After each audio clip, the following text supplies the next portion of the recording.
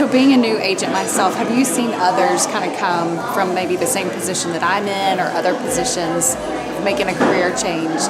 Maybe some good experiences, or if you can think of one that's maybe don't do this, Honestly, some must-dos and then not do. It's funny because when you asked that, two people literally just flashed through my mind of one great example of how it went well, and then some that just not so good. Not so good. That's a nice way of saying it. So one that to me is a success story is Kenny, my husband.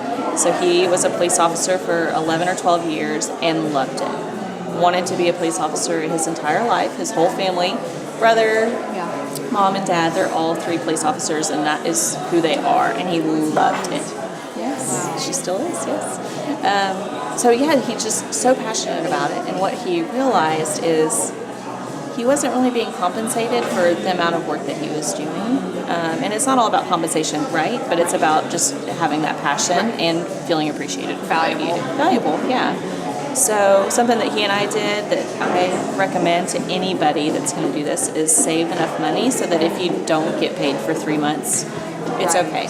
And something that he says to me is he's so thankful that we saved enough money that he didn't have to worry about it. He didn't have to wonder, is our family going to be okay if I don't sell a house in 3 months? So he had complete freedom to just go out there and work hard, and ended up being, and still, right, very successful. Successful in it.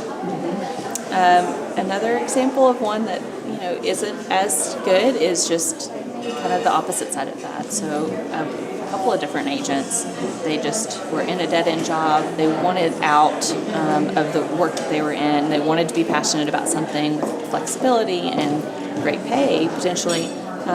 I don't think they set themselves up for success as well as they could have, saving money and having a clear path of this is what I'm going to do over the next 3 months to be successful. So I think as long as you really think through that and process that, whatever's great for you and your family, and make sure that before a big leap before you make a big leap, make sure that everything is in line for your home and your family. And I think that's something that maybe people don't understand, is that you are, in a sense, starting your own business. So it is an investment. And you have to be financially prepared for that before you just jump in and go without a paycheck. So for some people it may look like, and I know several people in DeSelms, some have just been able to start totally new, full-time. Others, it takes some time to transition because you still need that paycheck when you don't know when the next paycheck is coming. Well, just for your normal finances and all the things that it takes to become a realtor and start your own business. It is, we call it Meat Inc. It is your own business, and you have to run it like a business. Yeah, so you're saying that some can just jump into it full-time, and some kind of do a little bit of both for a while. Kenny did both for a while. I am a low-risk person. He's a high-risk person. He would have just quit and gone for it and probably would have been fine, but for me, I needed to know that there was going to be a paycheck coming. So he did both for 6 months, and it got to the point where his day job was getting in the way of real estate. He worked like 7 a.m. to 3 p.m. He was waking up at 4 or 5 o'clock in the morning to work before work, and then for hours after work he was working. So there was that switch. At some point, he was like, you know what? Yes, I can't continue to be a police officer and do real estate. I have to choose. And I feel like that's a great, honest, normal transition when you get to that point instead of just diving in. That's what I was going to ask. Like, what does that transition look like? And it may be that you're putting in way more than 40 hours a week you're just working a ton. Like you said, getting up early, doing maybe some real estate work, going to your normal job, but then in time it evens out where you can come to real estate full time. And I think it's different for every person. I think their transition point is going to be different. I do think it's good to make sure you have some stability when you make a jump. I think at some point you'll make more in real estate than you are in the job that you're in, and maybe that's the point. I remember a story of one of my dad's friends who started in real estate a long time ago as well, and his manager said, you're never going to make enough money in real estate like you're going to make here. Because he had an incredible job. He was making a lot of money.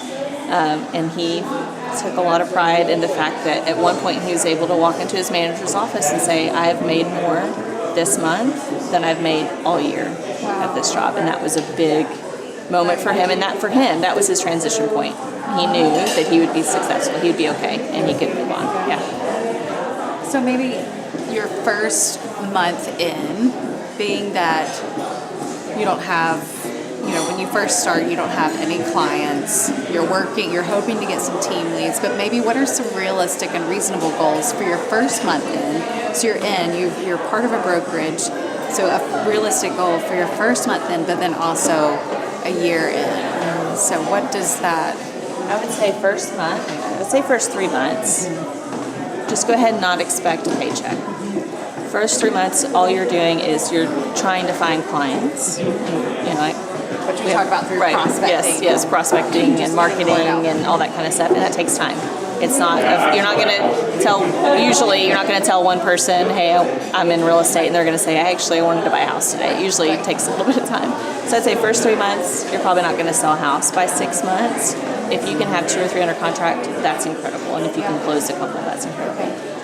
First year, my goal for someone, if I got to choose what their goals were, would be to sell at least 12.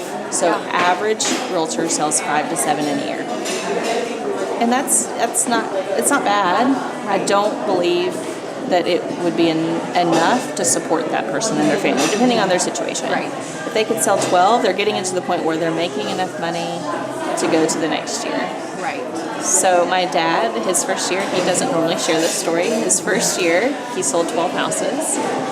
And it wasn't enough. He took 105% of that income and put it directly back into his business because he knew he was a great, he's a great businessman, and he knew I need to take all of that money and put it right back into marketing. And thankfully, my mom had incredible, she's an entrepreneur as well. She had a great career and was able to support him so that he could take all that money and put it back in.